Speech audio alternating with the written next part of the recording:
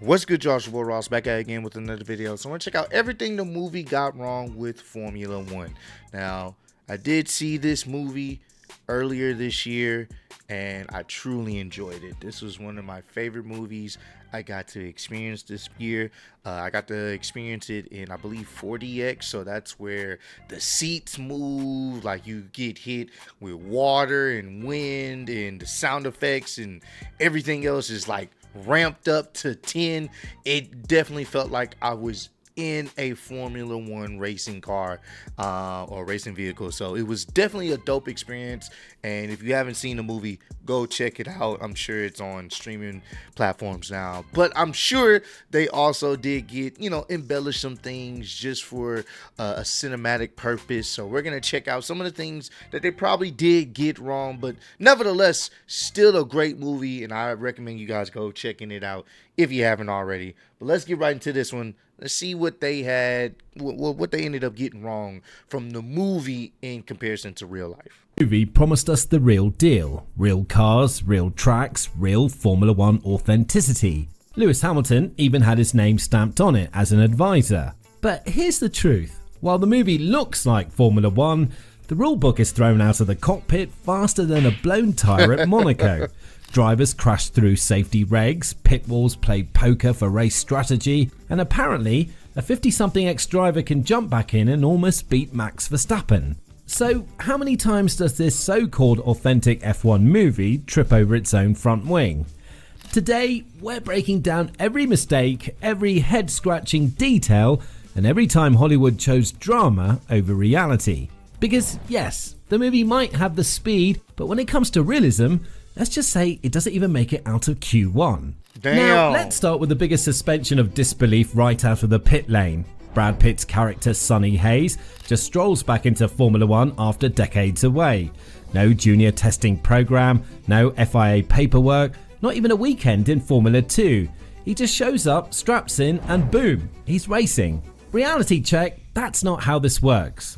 That's not how any of this works. Modern Formula One drivers need an FIA super license.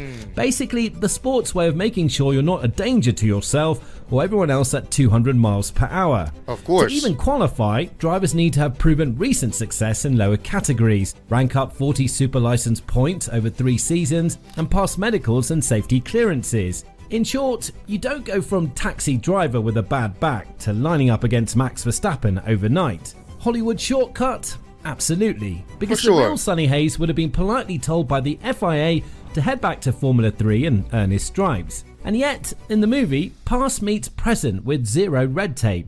But here's the kicker, you can't jump in mid-season, and somehow they let him anyway. Okay, so Sonny Hayes magically secures a super license in movie land. Fine, let's say we play along. But then the script cranks the absurdity up another gear. Not a super he just license. shows up on race weekend and gets to race. No FP1, no FP2, no qualifying, no official driver swap paperwork, nothing. Reality, the FIA sporting regulations make this literally impossible. Article 32.2 requires that any driver change during a season has to be formally approved, with notice given before qualifying. And Article 37.1 is crystal clear. Only drivers who set a qualifying time, or at least granted permission by stewards under strict conditions, can even line up on the grid. You don't just rock up Saturday night and beg for a seat. In other words, Sonny Hayes wouldn't be taking the start. He'd be in street clothes watching from the Paddock Club while some very stern FIA official reminded him about paperwork deadlines. And here's the thing, and I like that they brought this up in a sense because basically they have to make those shortcuts for movie purposes because nobody's trying to sit here and watch the process of what it would take to actually get back into the action of things. So of course Hollywood's going to do what they do and make the shortcuts so you can get to him getting back into the vehicle, him trying to get back into the swing of things. Does it make sense from a legal standpoint? No, but we're there to see my guy try to relive his glory days. So I am glad that they did. They're breaking it down just from the logistic side. But, that's what it is when it comes to these hyper-realism movies is they going to take some liberties because you're there to see the story play out in the action. So The movie doesn't just let him race, it hands him the keys to chaos, because once Sonny's on the grid, he's not competing, he's wreaking havoc. Yeah. Here's where the movie officially jumps the shark. Sonny doesn't just bend the rules, he slams into them head first. In Hungary, he deliberately crashes, plows through barriers, and triggers multiple safety cars so his rookie teammate Joshua can climb the order. The film even calls it Plan C, chaos, subtle. Plan C for chaos. If this feels familiar, it should. It's basically a Hollywood remake of Crashgate from the 2008 Singapore Grand Prix, where Nelson Piquet Jr. deliberately crashed to hand Fernando Alonso a win. Oh, that wow. scandal resulted in lifetime bans for team bosses, investigations, Damn. lawsuits, the works. But in the movie, Sonny causes not one, not two, but 3 deliberate cautions and gets nothing worse than a grid penalty. In real life, the FIA would have thrown the black flag faster than you can say race fixing, and Sonny would be looking at a lifetime ban before his wreck car even got dragged off track. Damn. Rigging safety cars makes for high drama, but racing's not just about safety control, it's about how you fight wheel to wheel, and the movie bends those rules too. If Sonny's on-track antics weren't already stretching belief, the pit lane circus goes full Hollywood. First up, the podium invasion. In the film, the entire APX GP crew storms past barriers and mobs the car in Parc Ferme like it's a football pitch invasion. Looks dramatic on screen. Problem is, FIA rules explicitly forbid anyone crossing into the fenced Parc Ferme area before officials give the green light. In real F1, that's a straight up penalty waiting to happen. Then there's the tyre blunder. The script suggests that skipping Q3 magically gives teams an extra set of fresh softs. Not true. Tyre allocations are fixed for the weekend, and whether you limp out of Q1 or scrape into Q3, you're working from the same limited pool. Hollywood clearly thought Pirelli runs a get-out-of-jail-free policy. Spoiler, they don't. And don't forget Parc Ferme regulations. Once qualifying ramps, teams can't just start tinkering with setups or bolting on magic upgrades before scrutineering. The movie shows mechanics wrenching on the car like it's a Sunday morning kart meet. In reality, that's an automatic breach, and the car's getting excluded before race day even begins. Rulebook violations in the garage are one thing, but the film crew broke a few rules of their own, and eagle-eyed fans caught them. For a movie that bragged about authenticity, some of the details are straight up bloopers. Take the real-life driver cameos. They're fun, sure, but eagle-eyed fans spotted inconsistencies, like Valtteri Bottas popping up in the background wearing Alfa Romeo gear in one scene, only to be seen in a Mercedes suit in the same season's timeline. Unless Bottas figured out teleportation and time travel, that's just sloppy continuity. Then there's the track geography shuffle. The movie tries to pass off Brands Hatch as both Jerez and Monza in a flashback sequences. Problem, Brands Hatch has some of the most recognisable corners in motorsport, like Druids and Paddock Hill. No amount of shaky cam or sepia tint is going to trick an F1 fan. And here's the thing about just the geography and some of these people, like some of the F1 true fans,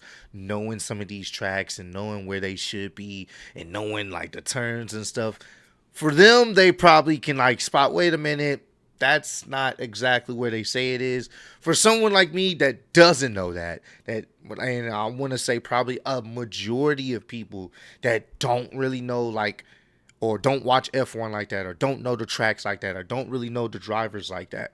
Majority of fans, or people in attendance watching this movie, they're just going along with the ride. Like everything that's being said and shown and done, most people assume, oh, well, this is how it's done. Well, this is what goes on. I mean, I didn't even know about some of these things that's being listed in this video already. And the fact that people know specific turns and stuff, which is truly amazing, and it shows, how deep the fandom runs. I wouldn't have known. I wouldn't have known if it was a real or make-believe track. I was there for the excitement, for the action, for the intensity. So I wouldn't know. But that's the thing with movies. You can get away with some stuff, especially if it's a sport that not everyone is super familiar with. They know about, but they don't really watch. Can get away with stuff. You have a little bit of leeway to do some things or show some things that most people are not going to pick up on. So, into thinking that's Spain or Italy. And the podium props, classic continuity gaffes. Beer glasses magically refill between shots, tyre warmers appear and disappear like they've got their own pit crew, and sometimes the champagne bottles swap hands mid-celebration. It's less Formula 1 and more Harry Potter and the Goblet of B-roll. Of course, continuity errors are forgivable, but when the movie starts bending the laws of physics, even casual fans raise an eyebrow. Every racing movie needs a big wreck, and F1 the movie goes all in. Joshua Pierce's crash sees him launched over the catch fencing in a fiery explosion, landing in the trees like it's the Fast and Furious franchise. But here's the problem. Modern F1 safety standards make that scenario basically science fiction. Since 2018, the Halo device has prevented cockpit intrusions. Catch fencing is engineered to, catch cars, not let them vault like Evel Knievel. And even when real-life drivers like Alex Peroni or Romain Grosjean endured terrifying accidents, the cars did their job, staying contained, controlled and survivable. Grosjean's 2020 fireball, for instance, was dramatic, but even that didn't catapult him into the tree line. So Joshua's Hollywood crash isn't a clever nod to realism, it's pure cinema exaggeration. Sure, it looks spectacular on the big screen, but in today's Formula 1, the choreography would be torn apart by safety inspectors before the CGI was even rendered. And if the physics weren't stretched enough, the script itself takes even bigger liberties, because the storytelling throws out the rule book just as much as the racing. Now, if you're an F1 fan, half the drama is before the lights go out. Qualifying sets the entire weekend narrative, track evolution, tyre choices, who nails it under pressure. But in F1 the movie, qualifying is basically treated like a footnote, if it's shown at all. One of the sport's most suspenseful stages gets brushed aside for more Hollywood pit lane drama. Then there's the calendar chaos. Races pop up in the wrong order. Belgium after Mexico, as if geography and scheduling were just creative suggestions. See, I wouldn't know that. Follows the F1 calendar, it's like putting Christmas in July. And the biggest whopper, team development. APXGP goes from total back markers drowning in debt to podium contenders in what feels like a montage sequence. In reality, even top teams with massive budgets, think McLaren's 2023 resurgence, needed months of upgrades and endless simulator work to climb the field. For a cash-strapped, pointless team to pull it off in weeks, that's not Formula 1. That's fairy tale logic. And while the film frames F1 as gritty, high stakes and hyper cinematic, the human side sometimes gets lost in translation too. If the racing physics were shaky, the character arcs get completely off track. Take Kate McKenna, the film's fictional first female technical director. On paper, that's groundbreaking. In execution, not so much. She's portrayed as out of her depth until Sonny Hayes, a man who hasn't raced in 30 years, strolls in and basically fixes her car concept. And just when you think maybe she'll be allowed to stand as a pioneering figure, the script nudges her into the love interest lane.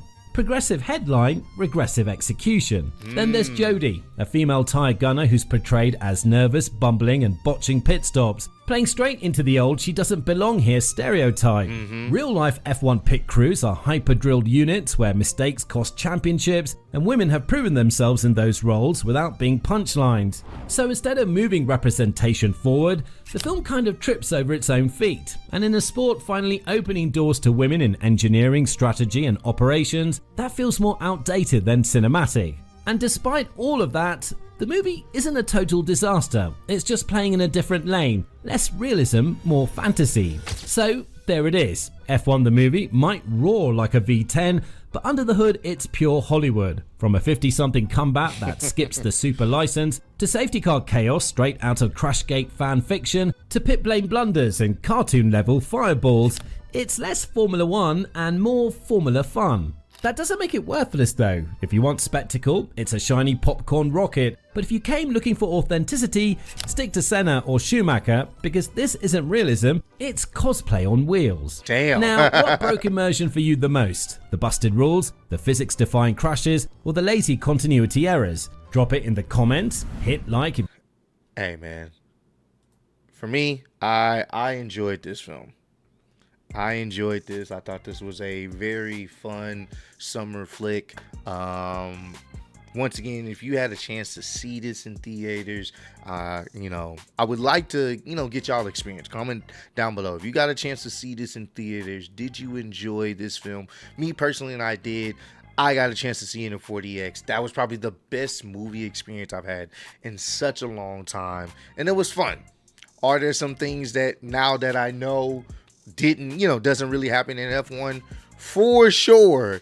But at the same time, I still, enjoyed myself. I was still able to just get lost into the action, into the story. And it's just, for me, it puts even more respect. Even though a lot of the stuff probably wouldn't happen that way, it puts even more respect that I've already had for these athletes that do race these vehicles, whether it's F1, rally racing, motocross, NASCAR, whatever type of racing you do. I've always had that respect for those type of individuals, but it made me respect them even more considering the type of training, the type of reflexes you have to have, and how dangerous it is. Because at the end of the day, you're still racing other people in close confined areas going at high speed to see who's the fastest and who's the best. So comment down below, let me know, did you guys actually enjoy the F1 movie when it came out?